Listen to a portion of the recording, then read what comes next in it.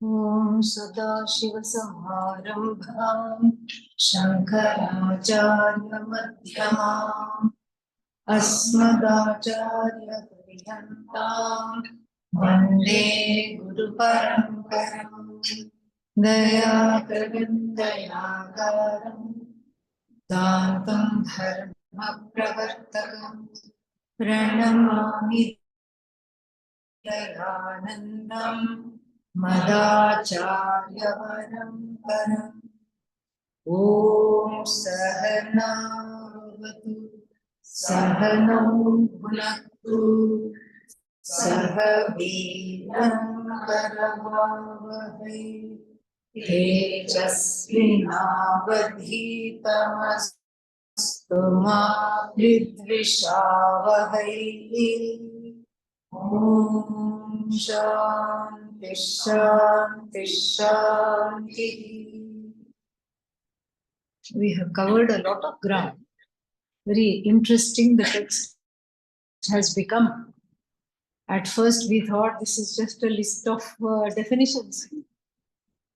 But then it has graduated from that. Suddenly it has taken us to Ishvara, Brahman, oneself as Ishvara, Mahavakya, etc., etc. And so it's a definition, it's a book which has catapulted us into a deeper understanding of the vision of no division. We saw how everything is sentient. There is nothing that we call insentient. That's why the distinctions in Sanskrit are called chara and achara, moving and non-moving, sthavara and janghama. Janghama means the moving. Sthavara means staying. Mind you, things that stay can be alive. Mushroom, for example. Tree. And things that move can be what we call insentient. Like what? Vayu, clouds, they move. But according to our understanding, informed by the Western upbringing and Western education, this would what be called insentient or inert. According to the vision of Vedanta, nothing you can call insentient. If you insist on calling some things insentient, it's only because of the absence of sukshma shariram. Subtle body is not there. The presence of the subtle body or the absence of the subtle body determines the sentiency or otherwise of a particular entity. And so now the composition of the physical body is being discussed. How from the subtle elements certain things were born, from the sattvic aspects. And why is it important to see the sattvic aspects? Because the mind, the senses, etc. are very sensitive. How the mind perceives, how the eyes see, all this is extremely sensitive. Subtle operations. So therefore, they are made from the sattvic aspects of the various elements we saw this. And then the samashti sattvic aspect of all the 5 elements together give rise to what is called the antahkarana. We saw that as well. What does antahkarana, what does it include? Mind, buddhi, chittam, ahankar. It's a little mix-up of all these 4 things, generally known as mind, manaha, but it includes everything. Then we are seeing now, so the sattvic aspects are responsible, of the elements are responsible for various subtle things in the body like perception, sight, smell, etc., mind, all these things. Then the Rajasic aspect accounts for various functions in the body, starting with the prana, etc., hands, legs, all these things. Then what about the tamasic aspect? The tamasic aspect means here we are talking of an operation called panchikaranam. So whenever you introduce tamas, the subtle elements can no longer remain subtle. The word tamas itself means heavy. So these subtle elements undergo some kind of a operation which makes them objectifiable.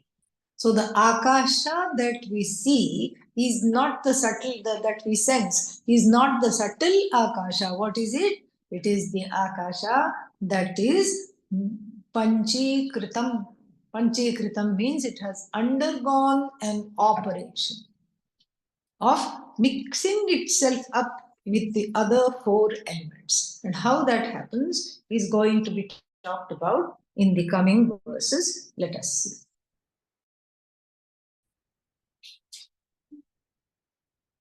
एतेषां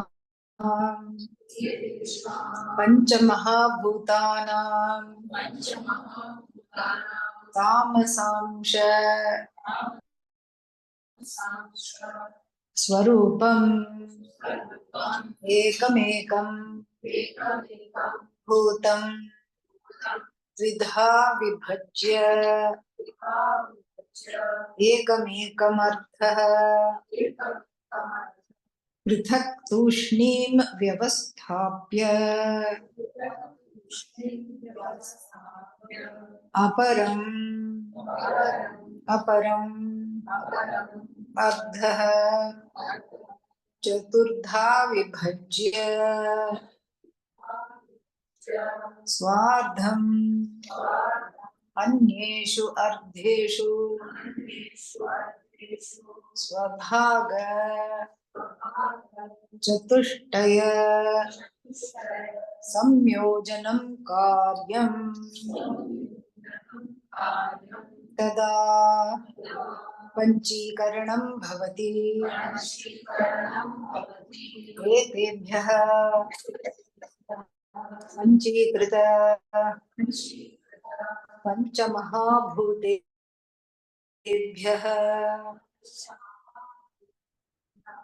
स्थूल शरीरं भवति। So, etesham, out of these elements, etesham panchamahabhutanam tamasamsha swarupam. So, taking the tamas aspect of these five elements, etesham, out of these five elements, ekam bhutam. Ekam bhutam means divide everything, each of these elements, into two equal parts. Dvidha vibhajya. Divide into two equal parts. Okay. Then, after you divide into two equal parts, dvidha means two equal parts. Vibhajya, having divided, ekam ardham. Again, what is happening?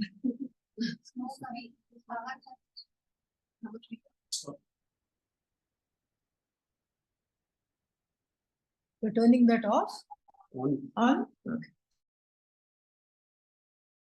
Yeah. So,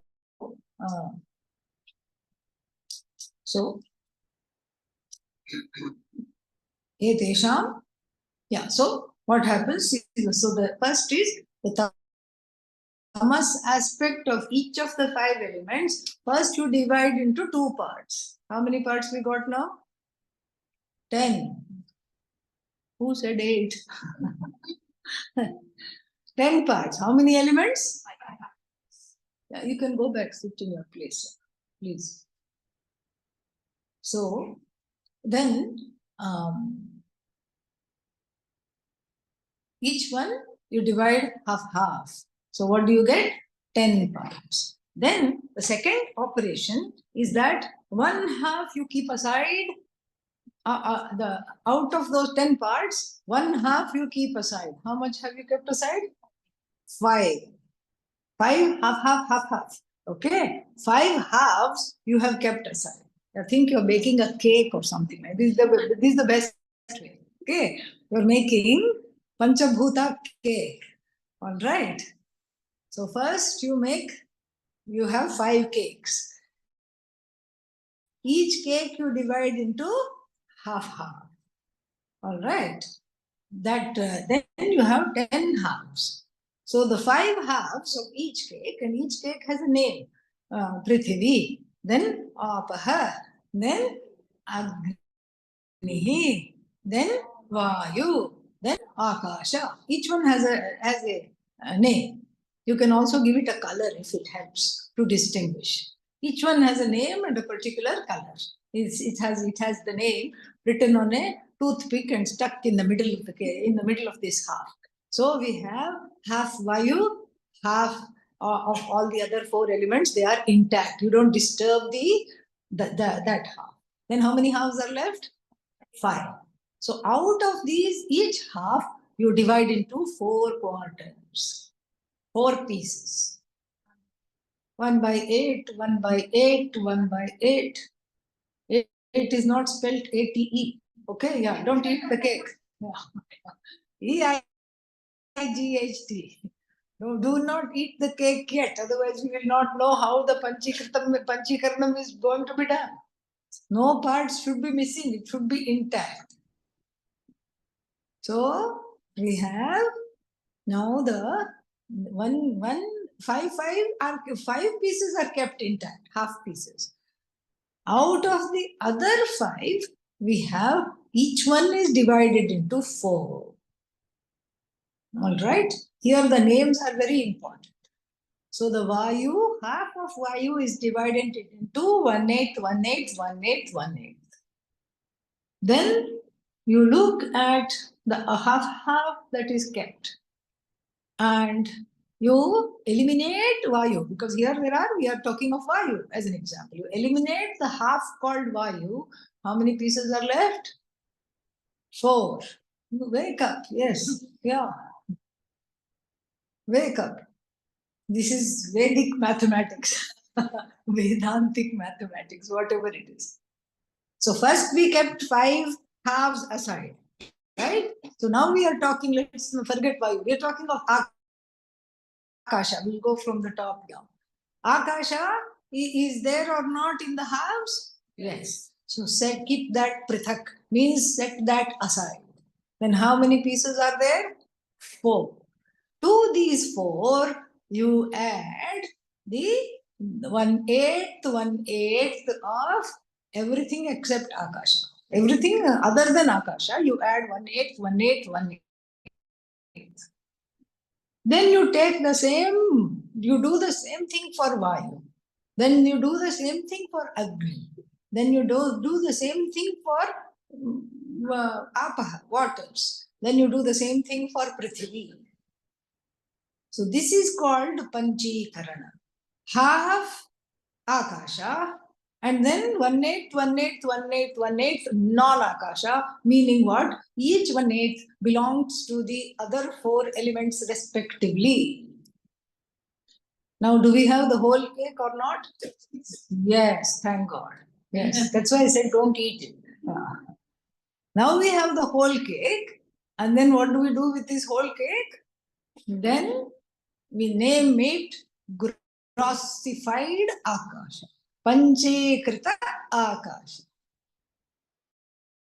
Then we do the same thing for Vayu. Half Vayu is kept by itself, and the other 4 elements, 1/8, 1/8, 1/8, 1/8, you put the pieces together and you have the whole cake.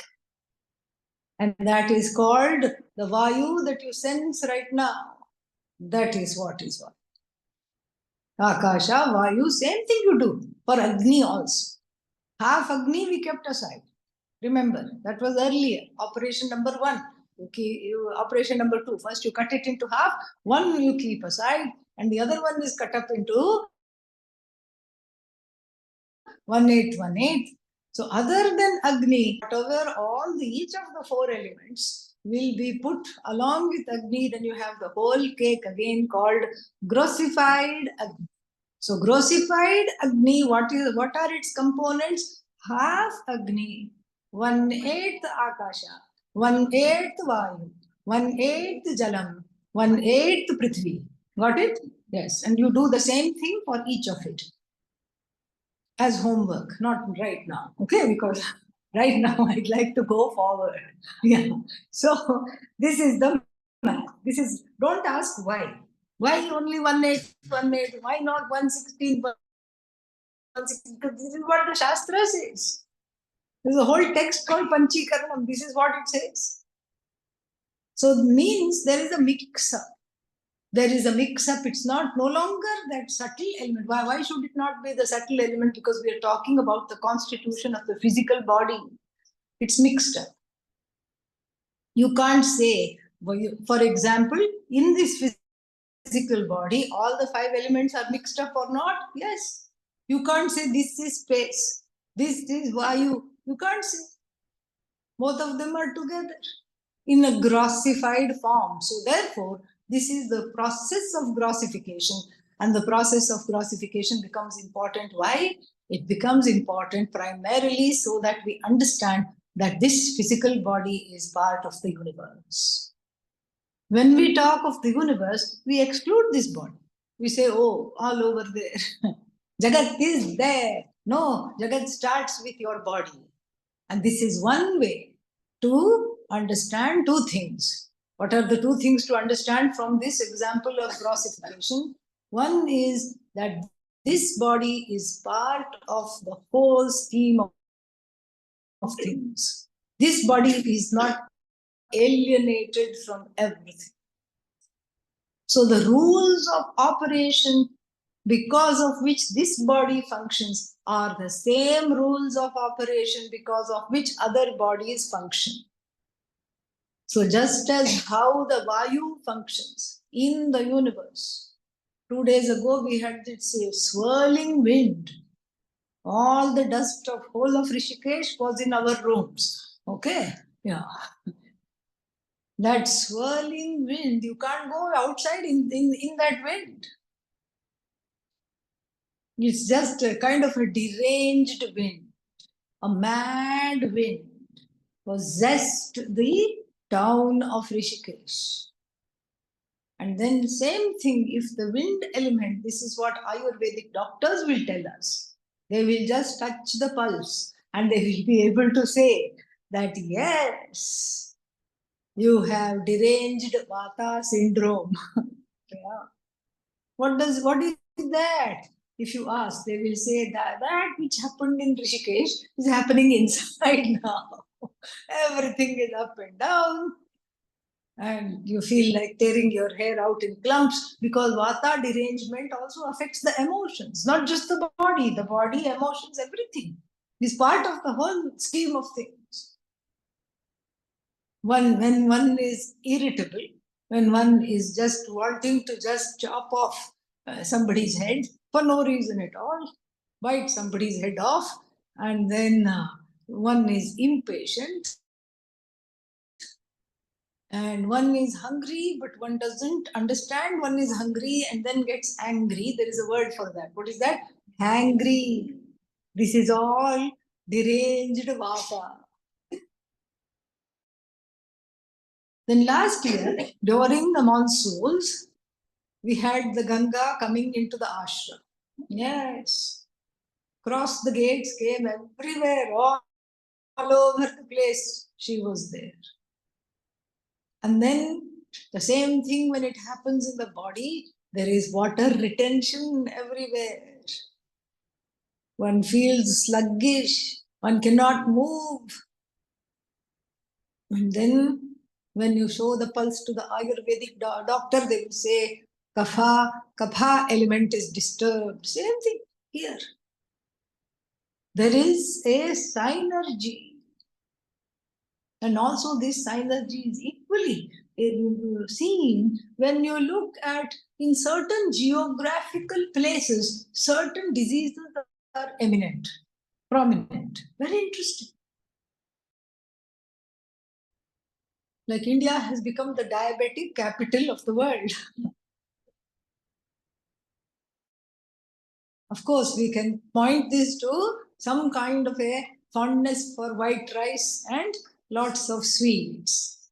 Sweets with every meal, starting with breakfast. You know, this is you can say this might be the reason why India has become the diabetic capital of the world. But then there are other reasons as well. Not just the diet. Diet constitutes 90%, but then there are other reasons as well. Something to do with the, first of all, why is there a craving for the sweet? That's what we have to see. As a nation, as a culture, why is there a craving for the sweet? You see, they've unearthed some manuscripts. First they thought, oh, this must be some Vedantic manuscripts. They got very excited. And then they found that there was a 2,500 to 3,000-year-old recipe book. Yeah. Then they got even more excited because they said, oh, what were they eating in India 3,000 years ago? What were they eating? What was the diet like? This is very, very interesting. Some of the recipes were similar, not the same, but then they would be, and there would be these footnotes by the author who was a celebrated chef.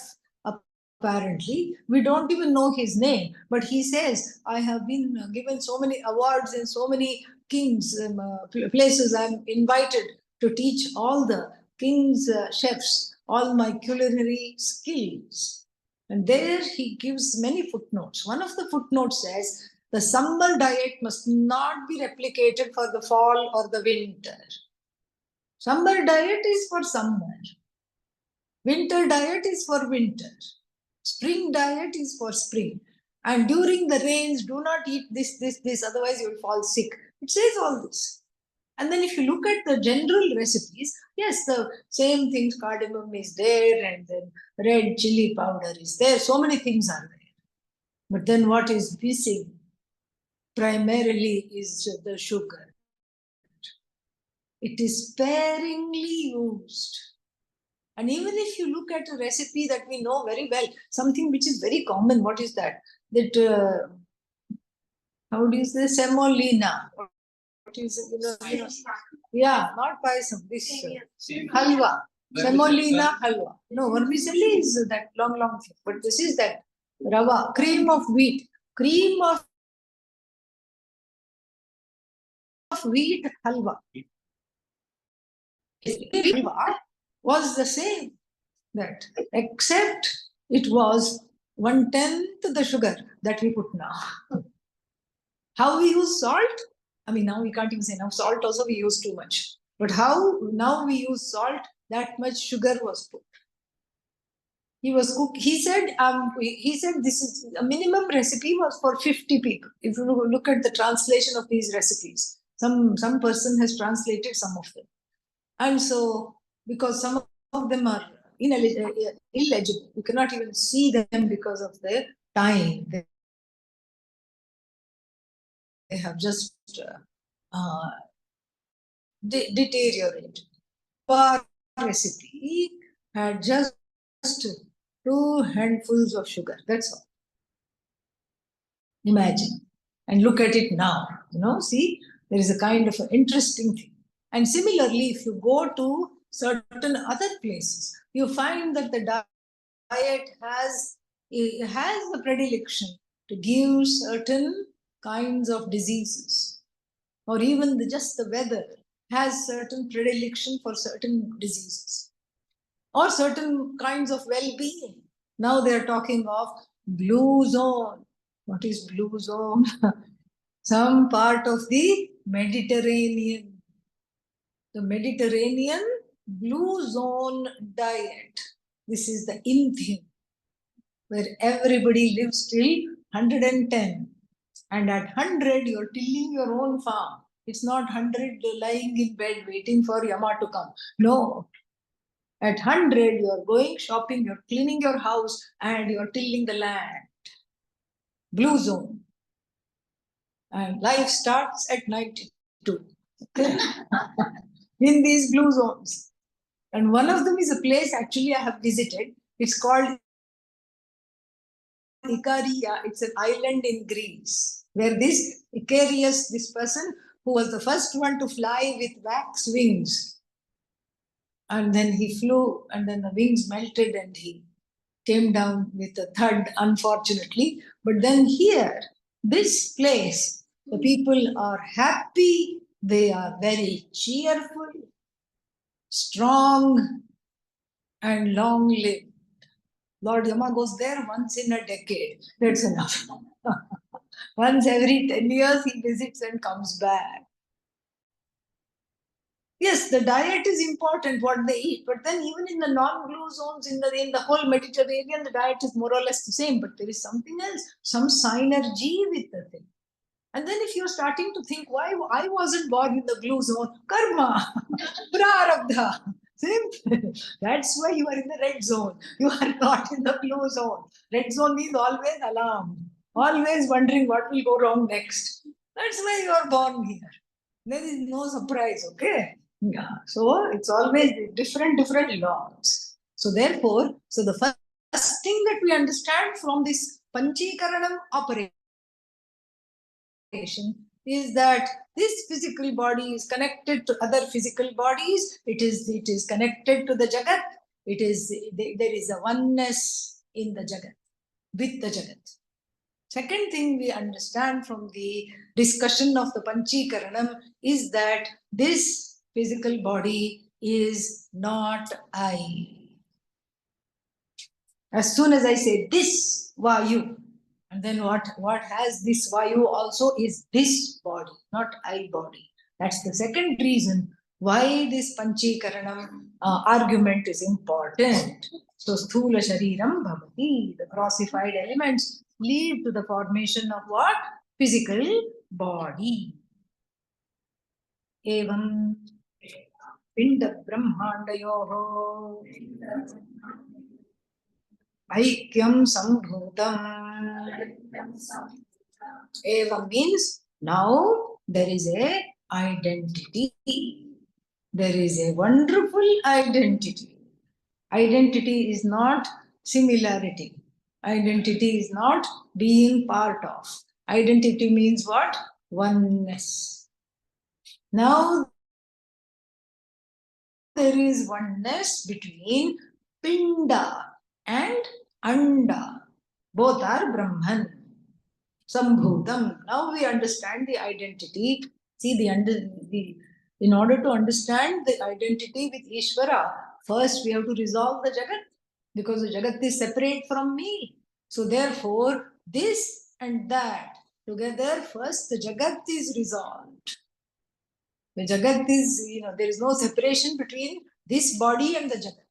So this body constitutes what is called Pinda. Pinda means one lump.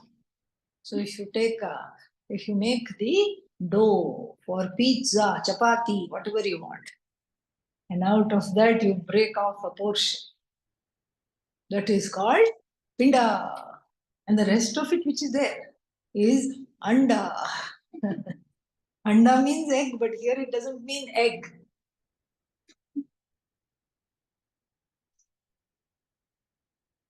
And so, Brahmanda. Brahmanda means the total. Pinda, Vyashti Sharira. Vyashti body, Brahmanda, Samashti body. Same thing. From the standpoint of the Jagat, it doesn't matter. The same 5 elements express in your body, and the same 5 elements express as the Jagat. Subtle and gross. What you identify, what you can objectify is always the gross elements. What is difficult to objectify is all the subtle elements in the form of what constitutes the subtle body. The presence or the absence of the subtle body is what gives the body sentiency, what we call sentiency. The ability to express itself. And how this sentiency comes also we will see. But for now, there is aikyam, oneness, ekasya bhava, aikya. So there is oneness between what? Between pinda, this individual lump called the physical body, and then Brahmanda, the entire cosmos. There is an identity. And then, so what? What should I do with this identity? Yeah, then many questions arise. What are the questions that arise? If there is identity, then how come I feel different from everything? Question number one, important question. Then the second question that arises is that, then what makes me into a jiva? If I am Ishvara, then why do I have jiva-ness, jiva-hood? What is jiva-hood? Ability to complain. That's all it is. Discontentment, jiva-hood. Subjectivity, jiva-hood. Fear, subject to fear, jiva-hood. This is what it is.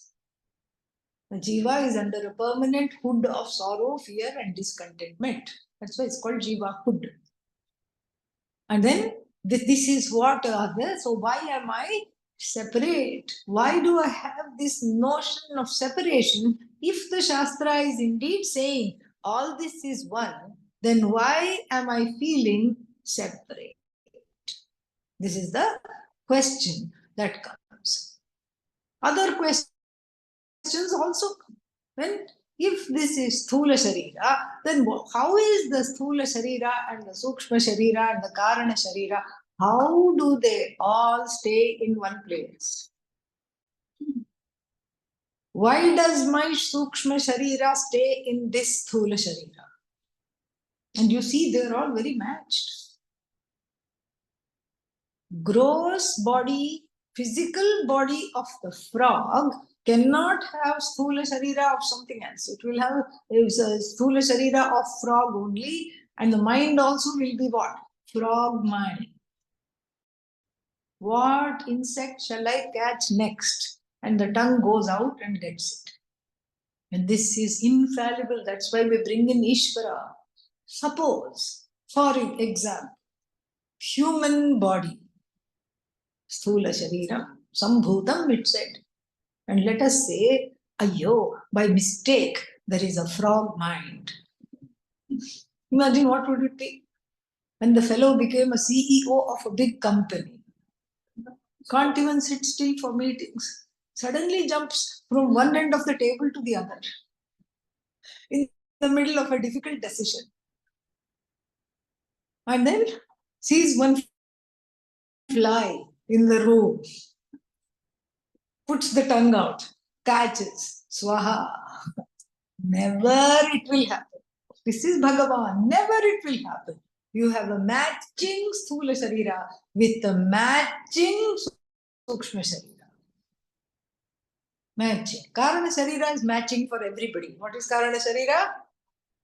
Avidya, Ajnanam. If you didn't know that, that means you are demonstrating the Karana Sharira right now. So that's all we got to say. So going further, the text is getting very, very interesting. Sthula Sharira Abhimani Jivanamakam Brahma Pratibimbam Bhavati Sa eva jivaha Prakritya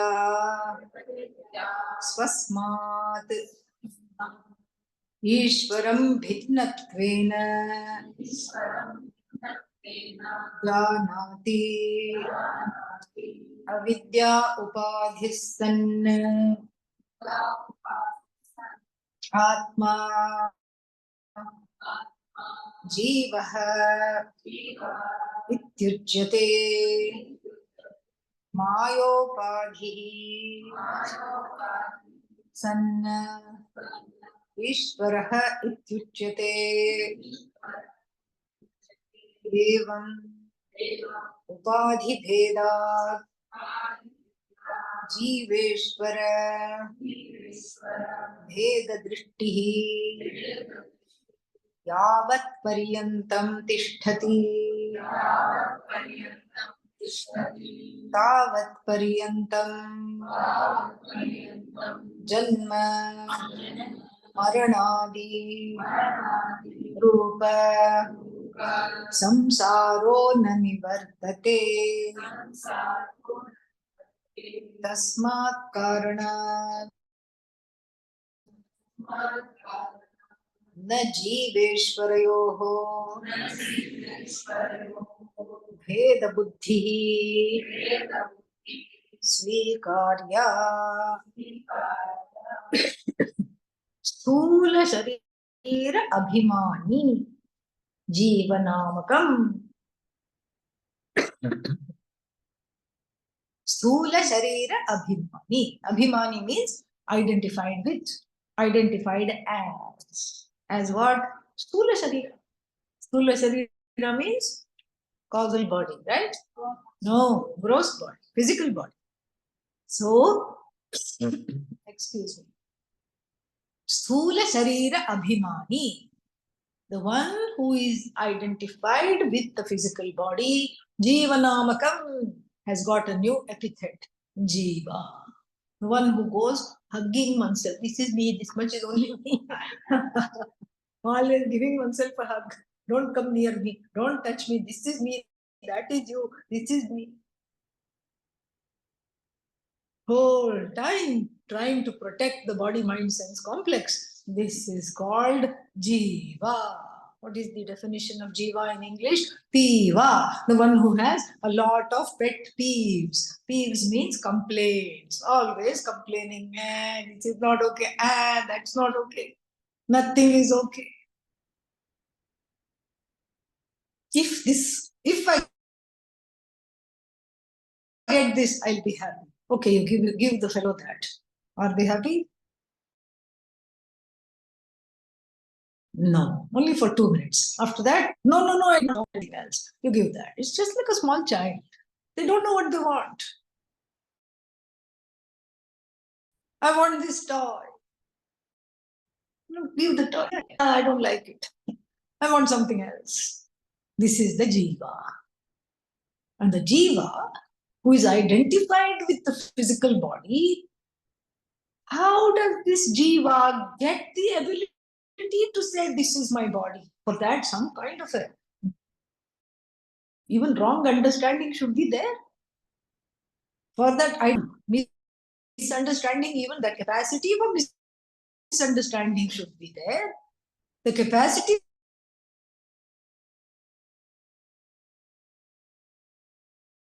for that identification should be there. What is that? Jivanamakam Brahma Pratibhimbam Bhavi. Pratibimba, reflection.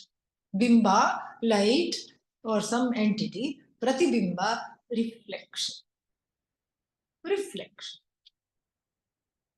So the mind, that's why we go back to understanding how the mind is made up of.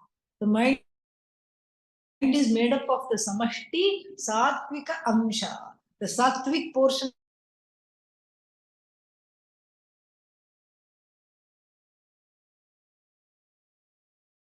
of the 5 elements constitutes the mind. What is Chaitanya? Chit, consciousness, Satchidananda. So that's the body. Of course, it's Satchidananda. The right to say, I am this body. There must be some sentiency there. And that comes because this Satchidanandam Brahma is what I am able to recognize.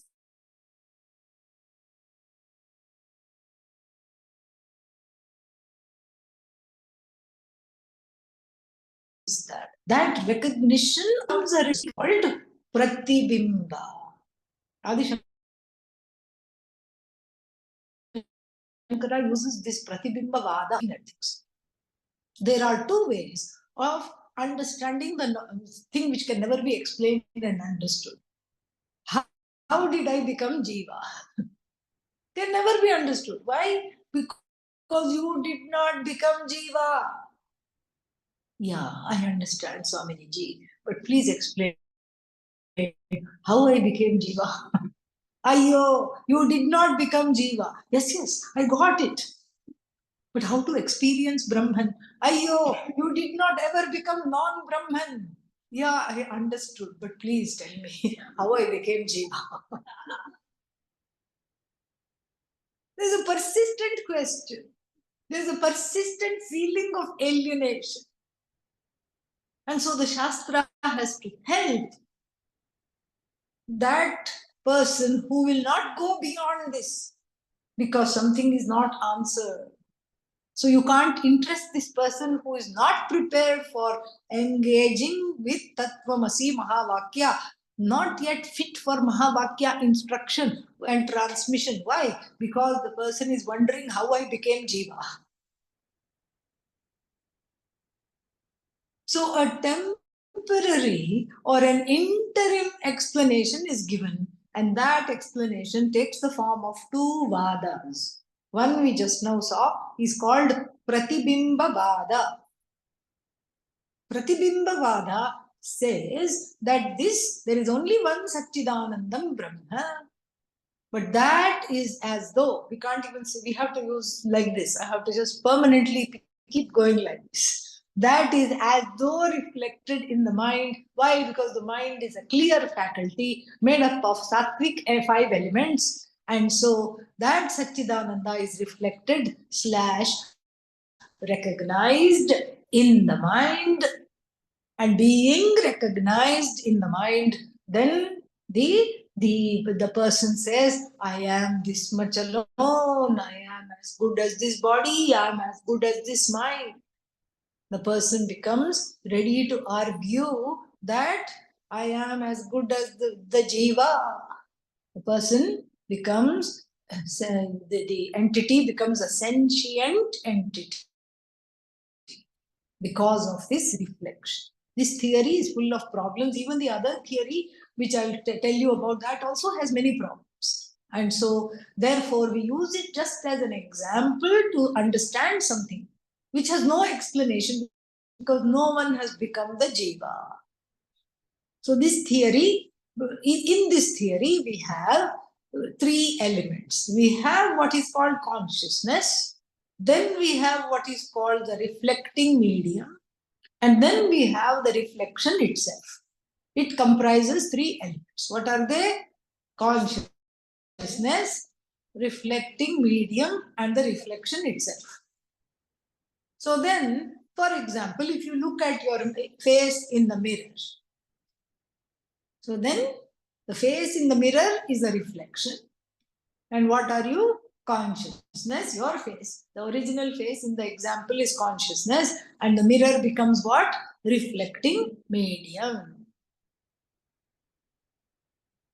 So then here the stock example that is given is 20 pots of water. And these 20 pots of water you put in the sun. In each one you take a look. What is there? Reflection of what? 1/8 of the sun, since we have been doing 1/8, 1/8. No. Whole sun. Whole sun is reflected.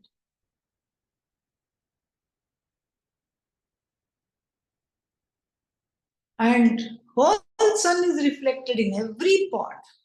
Why? The sun here stands for Shuddha Chaitanya without any limits. Therefore, the sun here it can be seen reflected in many, many pots. Small pot, small reflection, big pot, big reflection, etc. You see the sun in every pot of water, you will see the sun. This is the stock example. Then the Pratibimbavadins carry this a little further. What do they say? They say, for example, the reflecting medium also matters. If I'm looking at my face in a mirror that is misty, when there is water vapor on the mirror, misty mirror, like what happens in the bathroom after you take bath. misty mirror. Can you see your face? No. What has to be cleaned? The face has to be cleaned. If I wipe the face, can I see? No. What do I have to wipe? The mirror. And so the contenders of this Pratibimbavada say that in order to have the Brahmajnanam shine in the mind has to be kept clear of raga and dveshas. That is the dirt, that is the mist that has to be cleansed away. Now many questions arise in the form of these problems, because of this Pratibimbavada. Now, if there are three things, there is the original, the face, and then there is the face in the mirror, and then there is the reflecting medium, the mirror itself. What is the status of the mirror? Is it Brahman or is it not? Well, yes, everything is Brahman. If everything is Brahman, then why are we making this threefold distinction?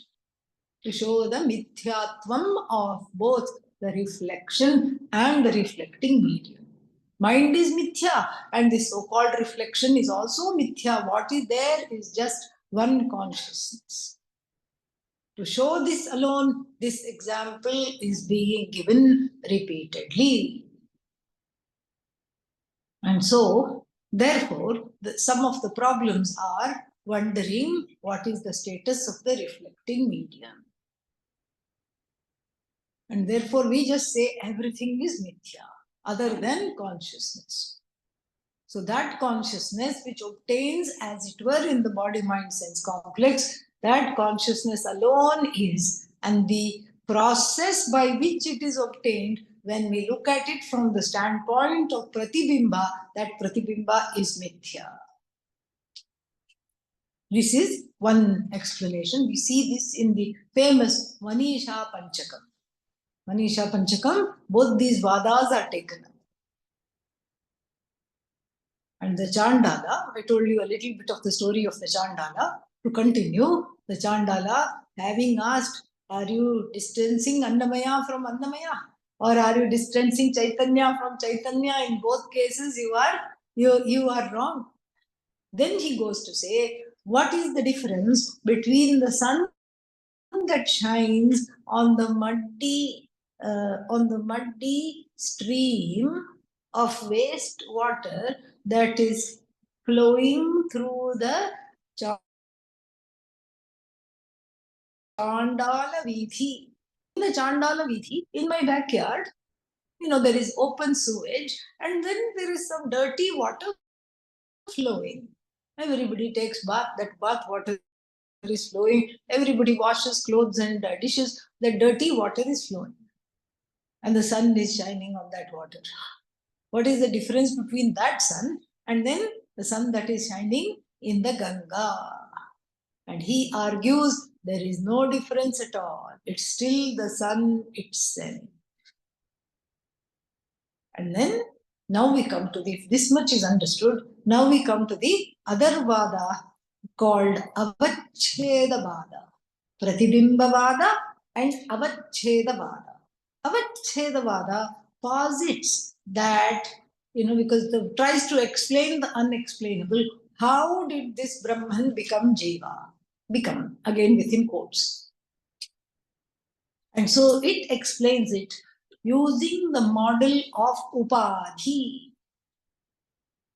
Upadhi we saw, Upa Samipe Sthitva, remaining near something, then Swarupam Adadhatte gives its own Swarupa, lends its Swarupa to another thing. Like even the white cloth behind the crystal. The white cloth behind the crystal imparts to the crystal its swabhava of shuklatvam, whiteness. So the shuklapata, the white cloth behind to the crystal. Therefore, the crystal appears as though white because of the upadhi of the white cloth. White cloth becomes upadhi, crystal becomes consciousness. So therefore now, this is called Avachedavada, like even pot space. Pot space, here we have pot space. The pot becomes the upadhi for this space. Similarly, this body, mind, sense complex becomes the upadhi for Brahman. Upadhi, kind of a container. They translate it frequently as a very funny translation. Limited adjunct. Very, very limited definition. Yeah, that's all I can say. Adjunct, I don't even understand properly what it means. I'd rather look at it as an as though container. As a container, an interim, as though container for this Brahman, which indeed can never be contained. This also has this problem. What is the container? What is the nature of the container? Is it mithya? Is it satyam? We have to again say it's mithya. Upadhi is mithya. Just like white cloth, yellow cloth, orange cloth, green cloth, all of them are mithya. Crystal satyam. So the crystal does not really become red, white, yellow, green, blue. And similarly, the Brahman never becomes jiva. This is avachedava. Avacheda means as though conditioned consciousness. The Vada, the philosophy of as though conditioned consciousness, the philosophy of as though reflected consciousness. Here also the Chandala, well versed in both these Vadas, continues to say, okay, so if you put payasam or something very delicious, kanchana ghati, in a golden pot, or you put it in a clay pot, same payasam. Is it more tasty when it comes out of the golden pot? If you say yes, that's because we are identified culturally with seeing gold as desirable. That's all it is. The taste of the payasam has nothing to do with the container. If provided the containers are clean, the payasam should taste the same. So this is again what he explains. This is avachedavada. So this Chaitanya is in this, what you consider an impure Chandala body. And that Chaitanya is in this pure sadhu body. But really speaking, the body is what? 5 elements. Annamaya. 3 states of experience. All these things. So avacheda means conditioned consciousness, as though conditioned consciousness, as though reflected consciousness. And the conditioning agent here is called upadhi, a kind of a container for this consciousness which is limitless and can never ever be contained. So this is what is going to explain. He's not going to go deep into any of these things. This is just a small introduction to the whole thing. So sthula sharira abhimani jivanamakam brahma pratibimbam bhavati. Sa eva jivaha. So brahma pratibimbam bhavati means becomes a kind of a reflection of this Brahman. And this same jiva then goes on to what?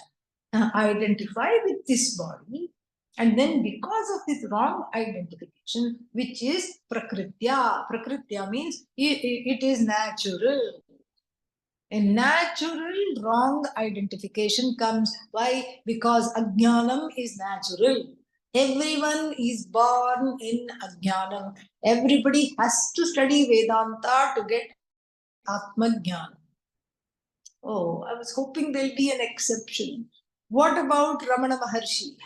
He also says he had gurus. And even if he didn't, we have to see that there may be some exceptions.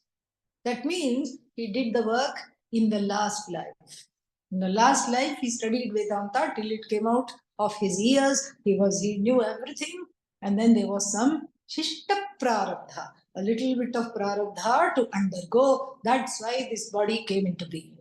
We don't go with exception. We go with the rule. What is the rule? The rule is talked about very nicely in the Shvetashvatara Upanishad. And it answers the question, can I gain this? Can I gain moksha without knowledge? Can I just gain moksha without undergoing 6-month course?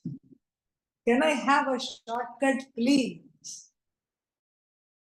In the Shvetashvatara Upanishad, the sage says, Yada charmavadakasham veshtayishyanti manavaha. And then tada devama vijnaya dukkhasyanto nigacchati. Yada. Yes, you can have moksha without jnana. Yay, I knew it. And I knew you were not telling us some secret. Because you want to keep us here and keeping on saying jnanam, jnanam, jnanam till it's coming in our dreams also. Atma jnanam, Atma jnanam, Atma jnanam, day in and day out, you are keeping on harping on this. I knew it. Yes, you can have moksha without Atma jnanam. Yes, tell. Yada, when. Oh, there is a condition. Of course, there is a condition. Yada akasham. Akasha means what? Everybody knows. Huh? Space, not sky. Okay, we are doing the 5 elements. Please give me a little bit of satisfaction. Yeah. So, yada charma. What? Charma means what? In the olden days, the sadhus used to go from one place to another.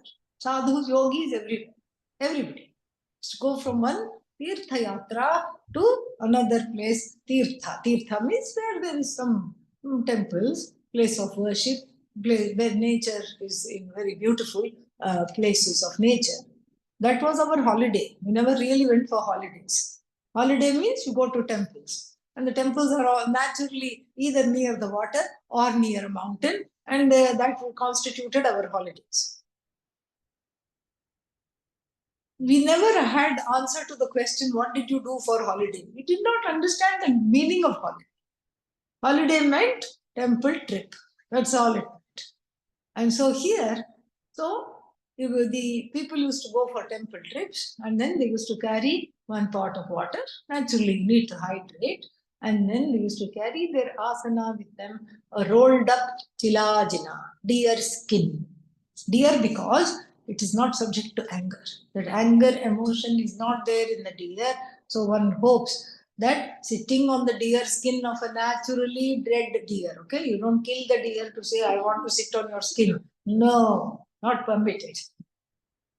So the naturally dead deer skin, a deer skin derived from a deer that has died under natural circumstances, that deer skin used to be rolled up and kept in the armpit.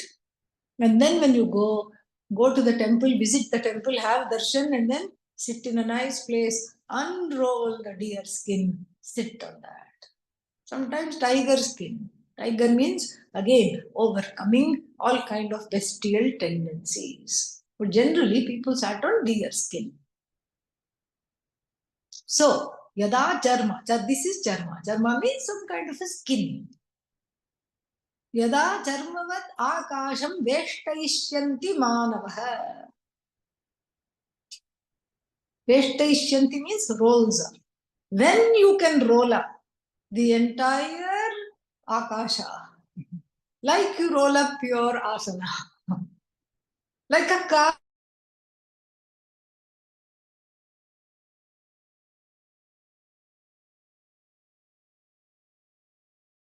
carpet. When you can roll up the whole akasha, Atma as Ishvara, dukh sorrow one can do. Nigacchati. Manavaha.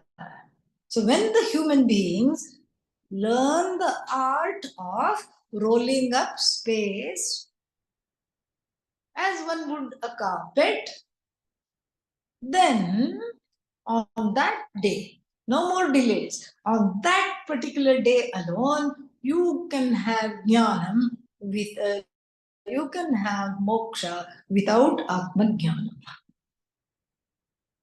So therefore what? Prakriti. Prakriti means one is born into avidya. This is the rule. Don't look for exceptions. Exceptions do not deny the rule or negate the rule. Exceptions affirm the rule, really. So don't look for loopholes. Otherwise, there'll only be holes, and one will be in a loop of samsara. That's all that will happen. This is the tried and tested method given by each and every Upanishad, and that is what we go through. And so, therefore, prakritya means swabhavena, by nature, uninterrogated nature, by nature, swasmat ishwaram bhinnatvena janati. Swasmat means from oneself. From oneself, Ishwaram, Ishvara, Bhinnatvena, in the form of separateness, Janati. So as long as this avidya persists, I will look upon Ishvara as separate from myself. Every jiva will look upon Ishvara as separate from herself, himself. This separation will persist until Atmajnanam takes place, or until you are able to roll up the cosmos like a carpet. Okay? So only two options are there, and the other one is just more of a fun, not an option, really speaking. To show the impossibility of moksha without self-knowledge, that verse is given. Therefore, what? Prakritya swasmat, from oneself, Ishwaram bhinnatven janati. Avidya upadhi, then atma jivaha iti uchyate. So what is this jiva? Now the jiva has got a new definition, wonderful definition. Sthula sharira abhimani, one definition we saw a little bit earlier. The one who is identified with the sthula sharira, and the second definition is what? Yeah, the one who has avidya upadhi. Avidya as the upadhi is there for whom? That is jiva. How can avidya become upadhi? Just like the white cloth is upadhi for crystal, avidya is the upadhi for jiva. Avidya means not knowing my own nature, and therefore making myself think I am limited, finite, etc., etc., etc., etc. So many etc. So avidya upadhi avachinna atma jivaha iti uchyate. We can complete that, even though it doesn't say the same atma, as though surrounded by, as though in a container called avidya is called jiva. Same atma. Wearing the cape of avidya, we saw that. Wearing the cape of avidya is called jiva, full of complaints, full of subjectivity, full of raga, full of dvesha, likes and dislikes, strong preferences, strong prejudices. This is how I have to be. This is how I should not be. And why are you in my life? I'll never understand. This is all the thoughts of wrong understanding of oneself. This is what is called jiva. But what is this avidya upadhi? Maya. But you said Maya is all knowledge. Yes, I did. Are you contradicting yourself now? No, I'm not. Then what do you mean by Maya is both knowledge and avidya? Maya is all knowledge and all Shakti for Ishvara. Maya is avidya just for you, custom made. For the jiva, it becomes avidya. She is manifest as avidya. Why? We saw this already. Shakti dvayam. Maya has two-pronged Shakti. What is the first one? Avidya, avarana, covering. That is what is avidya. This avidya is nothing but the avarana Shakti of Maya, under whose spell the jiva has come. Why? Because of the sattva, rajas, tamas. Remember, being trapped in the embroidery or the painting. You can even take it as embroidery. The embroidery of three colors. What are the three colors? Sattva, rajas, tamas. I am stuck. The feeling I am stuck is because of avidya. identified with the three gunas, I feel trapped by them. And so this is very, very clear now. So the difference between Ishvara and Jiva is what? Upadhi. Only Upadhi. No other difference. And the Upadhi being as though there is really no other difference. No difference at all. Jiva is nothing but Upadhi. The Jiva thinks herself to be separate from Ishvara. This is what we have to understand. And what is this Upadhi? This avidya is the Upadhi. Avidya Upadhi avachinna Atma Jiva iti uchyate. The Atma, the same Satchidananda Atma, which is as though endowed by self-ignorance, is known as Jiva. And what is Ishvara? Maya Upadhi San, Maya Upadhi avachinna Chaitanyam Ishvaraha iti uchyate.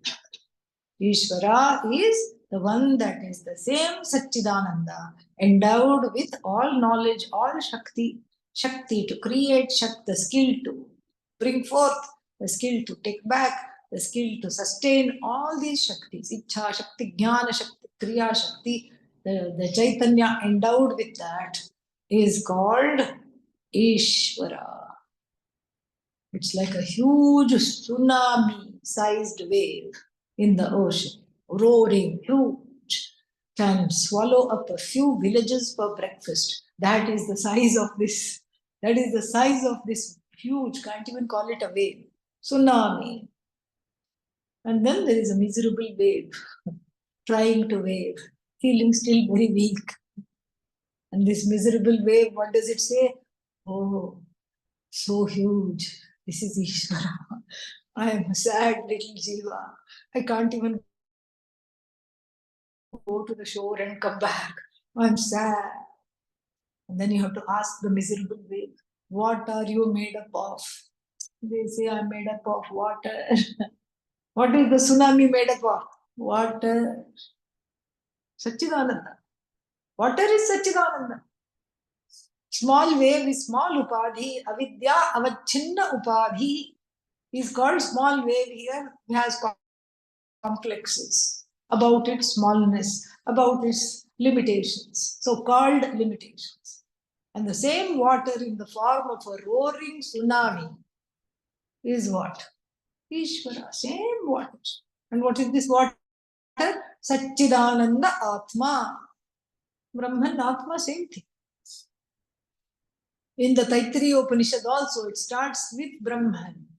Brahmavida apnoti param, etc., etc. I mean, suddenly and quietly, the Upanishad converts the word Brahman into Atma when you're not looking. In the very next mantra, it says, Tasmad va etasmad atmana akashas sambhutah. When did Brahman become Atma? Brahman, Atma and Brahman are not synonyms, they are identical. Same thing, one and the same thing. Atma did not become Brahman. Brahman did not become Atma. There is no Brahman other than being Atma. There is no Atma which is not Brahman.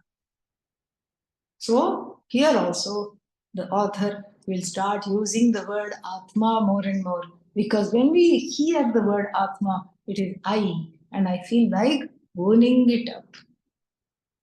So just like between the tsunami and a small miserable wave, the difference is only in the nama rupa, shape, name, form.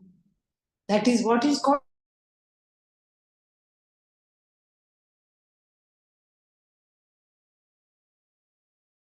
upadhi. Upadhi is nama rupa. Upadhi san, maya upadhi avachinna chaitanya, ishvaraha iti uchyate.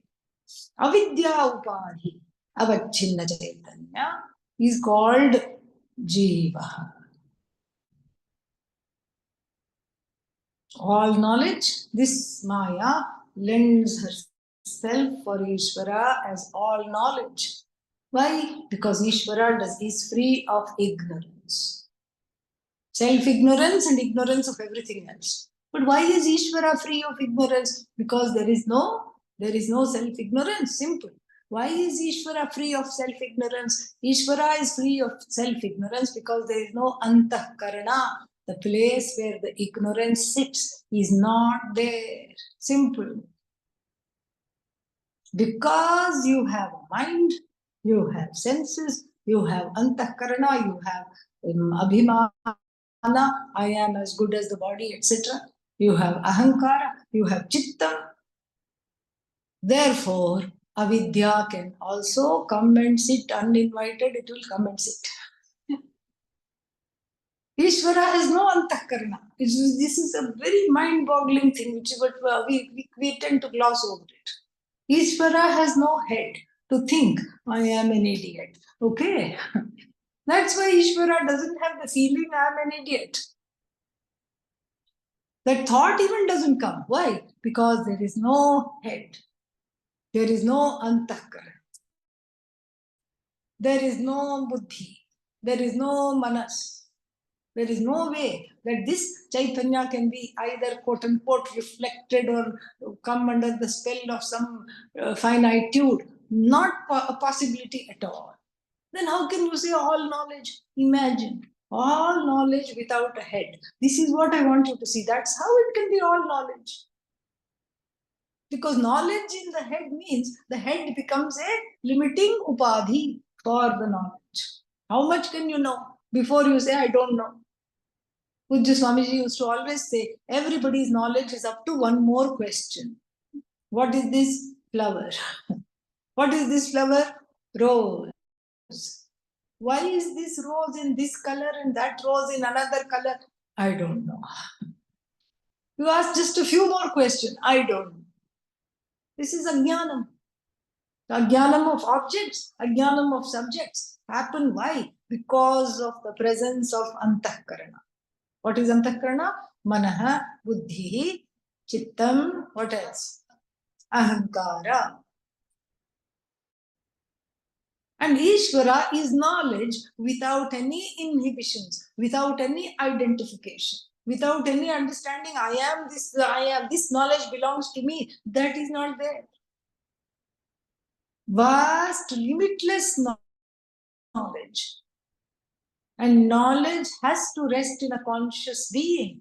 A conscious being which is not having knowledge, which is in the form of knowledge. You can't say Brahmanaha Jnanam, knowledge of Brahman. You cannot say knowledge which is Brahman. This is the difference. Oh, so I have to get rid of Antahkarana. No. You have to get past the Antahkarana cognitively. That's all. Don't try to get rid of Antahkarana, because if you get rid of Antahkarana, that is the definition of permanently vegetative state. That's all it is. No activity is taking place in the brain. That's not the idea. The idea is not to stop thinking, because thoughts, I have finite thoughts. So better let me stop thinking. How long can you stop thinking? Let me think. That that itself shows. You can't stop thinking forever. Atma Jnanam is not opposed to thoughts.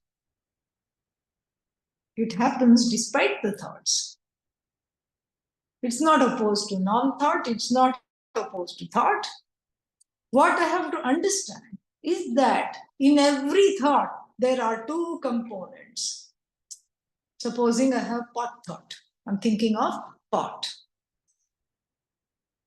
The pot thought has two components. One is the object of thought called the pot. And the other, and this comes and goes. The object component in every thought comes and goes, is kshanika, momentary, comes and goes, comes and goes. Now I think of pot. Now I think of this furry thing, whatever that is. No? Like a small animal on the microphone. And then I think of clock. Clock thought, pot thought, glasses thought, microphone thought, desk thought. classroom thought, window thought, door thought. Object of thought keeps changing. Objects of thought are variable. But in order for the thought to take place, there must be something that is present and invariable. That is consciousness. This is how you overcome. That is consciousness. You don't stop thinking. You overcome this avidya, upadhi, by seeing very, very clearly that in and through every thought there are two components. One is variable, which is the object of thought. But the presence of the subject, which is who? Satchidananda Atma, is what upholds the various changing world of objects, wherever the thought goes. Then you can refine this even more and say that there are three components in every thought.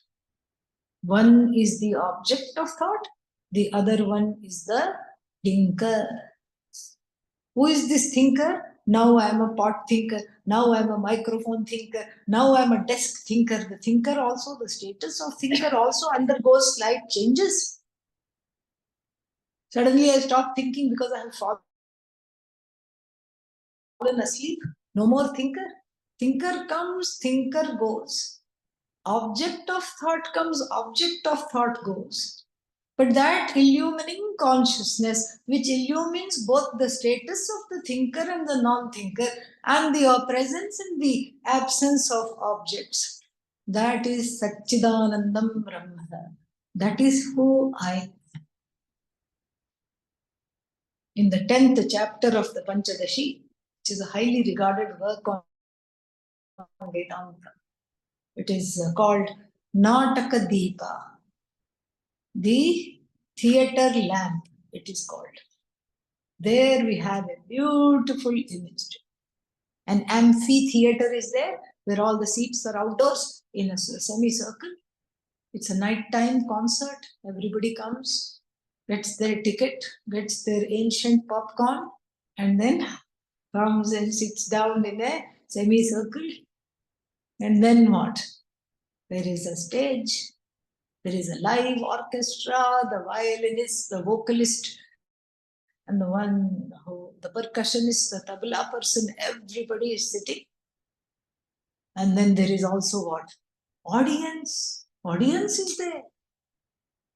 And then the dancer comes, beautifully decked out, wonderful. She's like a gazelle. She just springs in action. Everything is so lovely. The whole performance is enjoyed. And then everybody, as they have gathered, slowly go home. The dancer takes her bow, goes backstage. And the musicians are all honored.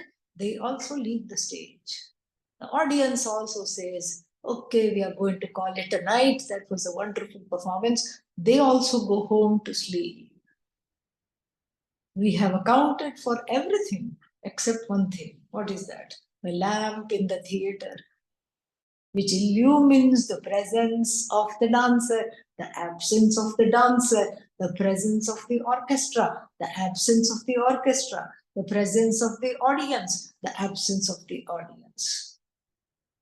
Beautiful chapter, amazing chapter. And so this is what we have to see, that invariable lamp, one lamp which is there, this big huge lamp, meaning it is a kind of a fire brand, which is there in between the audience and the stage. It illumines the stage. Oh, the dancer is not there. How do I know? Because of the lamp. Oh, now the dancer comes. Yes, because of the lamp. Now she's doing this mudra. Because of the lamp, I know. Oh, clap, clap, clap. The orchestra outdid itself. How do I know? Because the lamp is shining the light on the players. The audience is laughing and clapping. How do I know? because the light is being shined on the audience. In the same way, that one illumining without a second Brahmatma consciousness internally also, despite the upadhi, shines. It shines as the object of thought.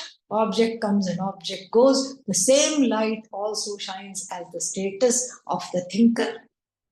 And the absence of the thinker is also noticed. Oh, I didn't have a thought for 5 minutes. I notice. And then the same light is what? Sve mahimni tishtati. It just subsists and is there shining in its own glory. It doesn't need anything. It does not complain. And even 100 upadhis are not enough to constrict this light. Therefore, the jiva is nothing but Ishvara.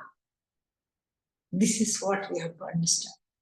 This upadhi is crossed over cognitively by seeing the invariable in every upadhi, seeing the invariable, noticing the invariable presence of the Atma in and through every perception, every thought, everything. In the beginning, it is difficult to do this kind of an inner vigilance all the time. So we take recourse to Ishvara. You say, whatever I think of is Ishvara. Every object of thought is Ishvara. Whatever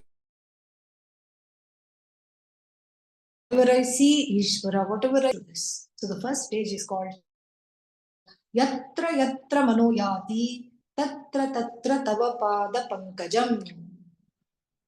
Yatra Yatra means wherever. In Sanskrit, there is this vipsa, repetition. That's how Indian English, we have this. Where you go, there you are. Slowly eat. You see,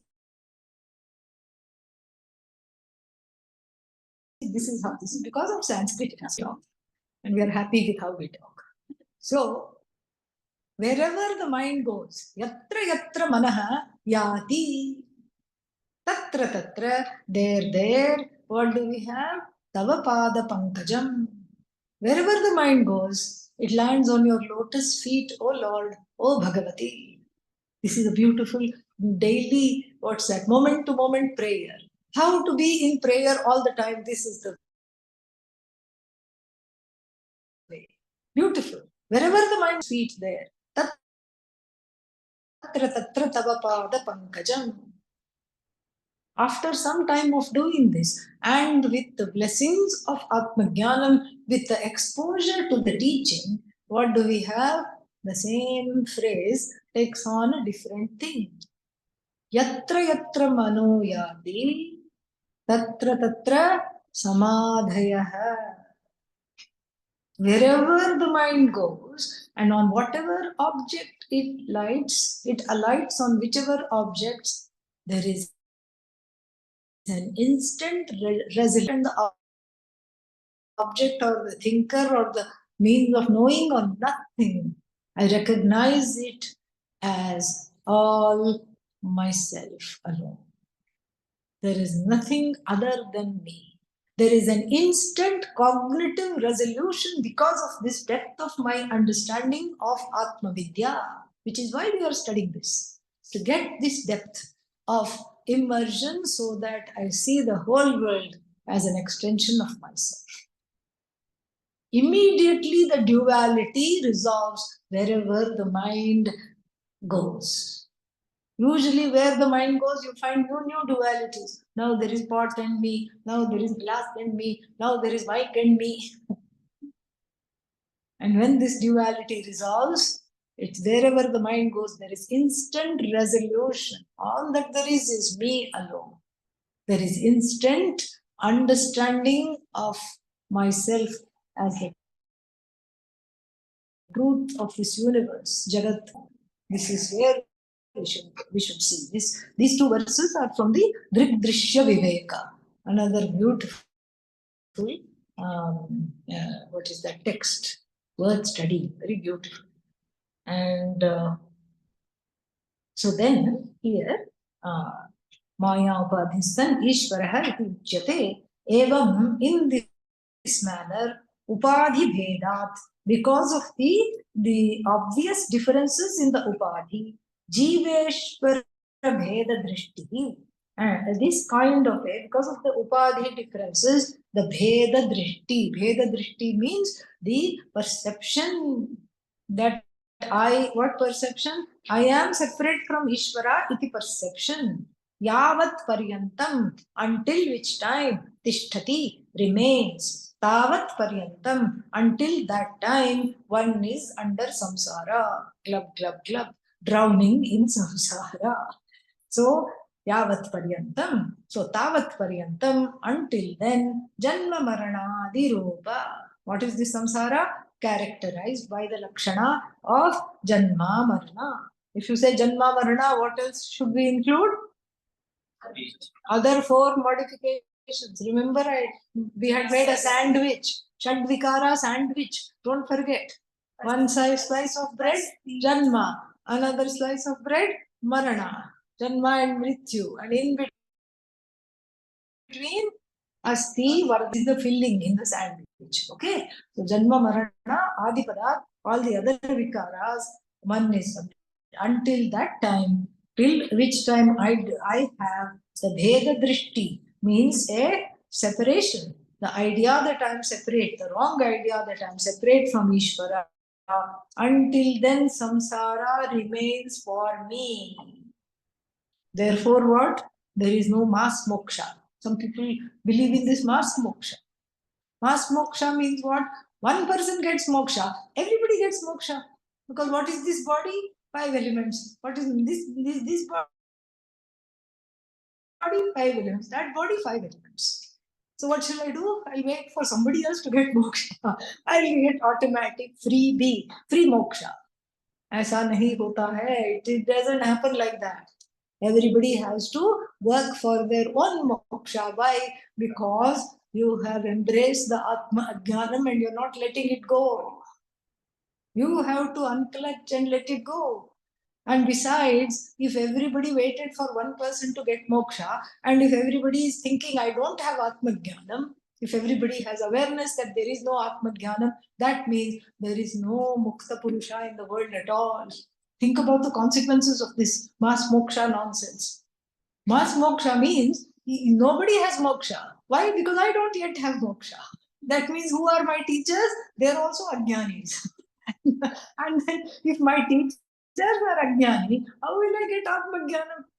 Think. That's why this mass moksha nonsense must not be even as a, what should I say, as a spiritual romanticism, not allowed inside the head. I forbid it. Okay? Yeah. So then, tasmat karanat, because of this reason, jiveshwarayoho bheda buddhi, the bheda buddhi, the different, the feeling or the thought that I am different from Ishvara, this kind of a thinking, nasvikarya, must not be entertained. Why? Why not? We'll see tomorrow.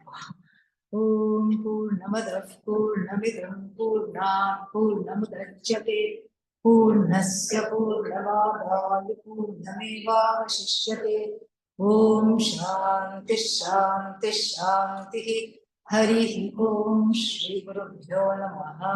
Hari Om.